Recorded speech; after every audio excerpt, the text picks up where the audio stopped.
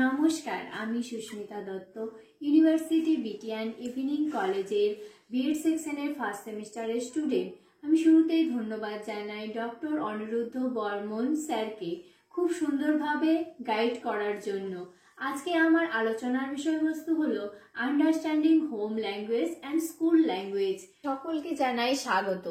Understanding home language and school language বা গৃহভাষা বিদ্যালয় ভাষার ধারণা, এই বিষয়টিকে আলোচনার সুবিধার্থে কয়েকটি ভাগে বিভক্ত করে নিয়েছি। প্রথমেই রয়েছে ভূমিকা, গৃহভাষার ধারণা, গৃহভাষার বৈশিষ্ট্য, গৃহভাষার গুরুত্ব, বিদ্যালয় ভাষার ধারণা, বিদ্যালয় ভাষার বৈশিষ্ট্য, বিদ্যালয় ভাষার গুরুত্ব, গৃহভাষা ও বিদ্যালয় ভাষার পার্থক্য এবং সর্বশেষে রয়েছে উপসংহার। চলো শুরু করা যাক। ভূমিকা, মানুষের মনের ভাব প্রকাশের প্রধান মাধ্যম হলো ভাষা বা মাতৃভাষা। অন্যদিকে যোগাযোগের এবং শিক্ষার গুরুত্বপূর্ণ মাধ্যম হলো ভাষা। ভাষা ব্যবহারের স্থান, কাল ও জাতিভেদে বিভিন্ন প্রকারভেদ রয়েছে। যেমন আমরা সাধারণত বাড়িতে যে ভাষা ব্যবহার করি তা হলো গৃহভাষা, আর যে ভাষা বিদ্যালয় পরিবেশে কিংবা পাঠ্যপুস্তকে লেখা থাকে তা হলো বিদ্যালয় ভাষা।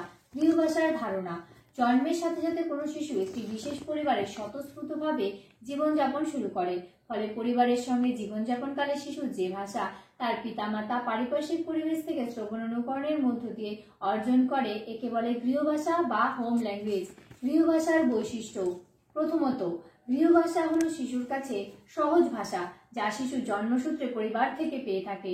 গৃহভাষার মধ্য দিয়েই শিশু তার পরিবার ও সমাজের কাছে তার মনের ভাব প্রকাশ করে বা কথা বলে। তৃতীয়ত, গৃহভাষা হলো অঞ্চল বা স্থান ভেদে ভিন্ন, অর্থাৎ পৃথক পৃথক গৃহভাষা দেখা যায়। চতুর্থত, কখনো কখনো কোনো একটি বিশেষ পরিবারে বা সমাজে গৃহভাষা আন্তর্জাতিক স্তরের ভাষার সঙ্গে মিশে যায়। পঞ্চমতম, গৃহভাষা শিক্ষার্থীর সার্বিক দক্ষতা বৃদ্ধির জন্য অধিক প্রয়োজন। গৃহভাষার গুরুত্ব, 1. শিশুর প্রথম শিক্ষার ক্ষেত্রে মাতৃভাষা বা গৃহভাষার প্রয়োজন সর্বাপেক্ষা বেশি। 1951 খ্রিস্টাব্দে ইউনেস্কো রিপোর্টে শিশুর প্রথম শিক্ষার ক্ষেত্রে মাতৃভাষা বা গৃহভাষাকেই প্রাধান্য দেওয়া হয়েছে। 2. গৃহভাষা শিশুর দ্বিতীয় ও বহুভাষা শিখনের ক্ষেত্রে সক্রিয় মাধ্যম রূপে কাজ করে। 3. শিশুর কল্পনা শক্তি বা সৃজনশীলতা বিকাশের ক্ষেত্রে গৃহভাষা শিশুকে সর্বাধিক সহায়তা করে থাকে। 4. গৃহভাষার মধ্য দিয়ে শিশুর সামাজিক পরিচিতি গড়ে ওঠে। ব্যক্তির ব্যক্তিত্ব বিকাশে ও মূল্যবোধ গঠনে গৃহভাষার ভূমিকা যথেষ্ট গুরুত্বপূর্ণ। 5. আধুনিক ও সাংস্কৃতিক রক্ষা করার জন্য গৃহভাষার বিশেষ গুরুত্ব আছে। দৈনন্দিন জীবনের অনেক অভ্যাস, বিশ্বাস ও অবদান গৃহভাষার মধ্য দিয়ে ধীর গতিতে বিকাশ পায়। বিদ্যালয় ভাষার ধারণা, ছাত্র জীবনে শিক্ষার্থীরা বিদ্যা অর্জনের সাথে সাথে ভাষা জ্ঞান অর্জন করে থাকে। শিক্ষার্থীদের বিদ্যালয়ে ব্যবহৃত ভাষাকে সামগ্রিকভাবে বিদ্যালয় ভাষা বা স্কুল ল্যাঙ্গুয়েজ বলে। বিদ্যালয়ের ভাষা দিয়ে শিশু যথার্থ জ্ঞান অর্জন করে একজন সফল নাগরিক হতে পারে। বিদ্যালয়ের ভাষার বৈশিষ্ট্য, প্রথমত বিদ্যালয়ের ভাষার মধ্য দিয়ে শিক্ষার্থীদের আদর্শ ভাষা শিখনে শুরু হয়। দ্বিতীয়ত, বিদ্যালয়ের ভাষা শিক্ষার্থীদের যেমন বিজ্ঞান হতে সাহায্য করে তেমনি গুড একাডেমিক বা ভালো বিদ্যান হিসেবে প্রতিষ্ঠিত হতে সাহায্য করে। তৃতীয়ত, বিদ্যালয় ভাষার জ্ঞান অর্জনের জন্য শিক্ষার্থীদের রুচি, বিনয়, শ্রদ্ধা, ভক্তি, মনোযোগ গড়ে উঠতে থাকে। চতুর্থত, বিদ্যালয়ের ভাষা যথাস্থানে যথাযথ ব্যবহারে শিক্ষার্থীদের উৎসাহ ও পথ প্রদর্শন করে। বিদ্যালয় ভাষার গুরুত্ব, 1. বিদ্যালয়ের ভাষা হলো শিশুর বিদ্যালয়ের ব্যবহারিক ভাষা, সুতরাং বিদ্যালয়ের ভাষার স্থান শিক্ষাক্ষেত্রে অত্যন্ত গুরুত্বপূর্ণ। 2. বিদ্যালয়ের ভাষা শিক্ষক শিক্ষণ প্রণালীকে আরো উন্নত ও আকর্ষণীয় করে তোলে। 3. ব্যক্তির জাতীয় বা আন্তর্জাতিক স্তরে পরিচিতির ক্ষেত্রে বিদ্যালয়ের ভাষা গুরুত্ব অপরিসীম। 4. এই ভাষা শিশুর শিক্ষাগত দিককে প্রভাবিত করে এবং শিশুকে অনেক পরিশীলিত ও পরিমার্জিত করে। 5. শিশুকে ভবিষ্যৎ জীবনে সুনাগরিক ও চরিত্রবান হয়ে উঠতে বিদ্যালয়ের ভাষার গুরুত্ব অনস্বীকার্য। গৃহভাষা ও বিদ্যালয় ভাষার পার্থক্য, 1. গৃহভাষা বেশিরভাগ ক্ষেত্রে আদর্শায়িত নয়, তাই অনেকটাই পরিবর্তনশীল।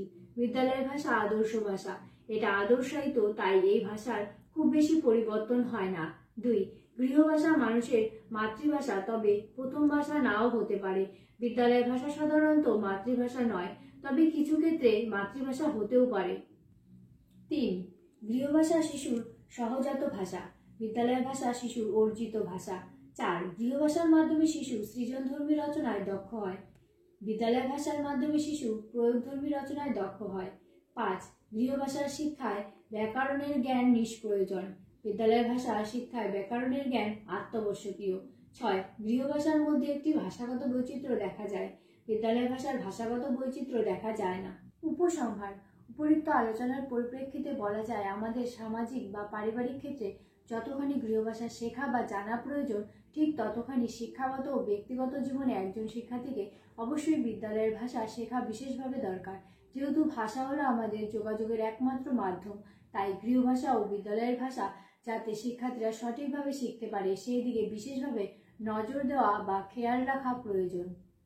ধন্যবাদ সম্পূর্ণ ভিডিওটি দেখার জন্য।